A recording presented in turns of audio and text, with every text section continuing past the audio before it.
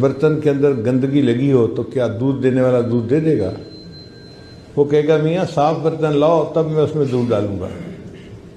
جب دودھ ڈالنے والا گندے برتن میں دودھ ڈالنا پسند نہیں کرتا، اللہ تعالیٰ بھی انسان کے گندے دلوں میں اپنے نور کو ڈالنا پسند نہیں فرماتے۔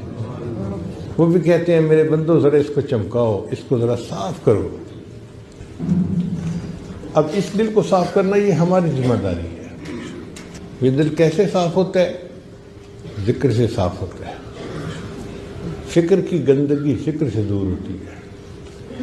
حدیث مبارکہ میں ہے کہ جب بندہ گناہ کرتا ہے تو دل پہ داغ لگ جاتا ہے، نیکی کرتا ہے تو دھل جاتا ہے وہ داغ، اور اگر پھر گناہ کرتا ہے تو اور داغ لگ جاتے ہیں، حتیٰ کہ داغ لگتے لگتے لگتے وہ دل بالکل ہی سیاہ ہو جاتا ہے۔ آج ہم اپنے دلوں کا جائزہ لیں تو ہمیں ایسے ہی نظر آئے۔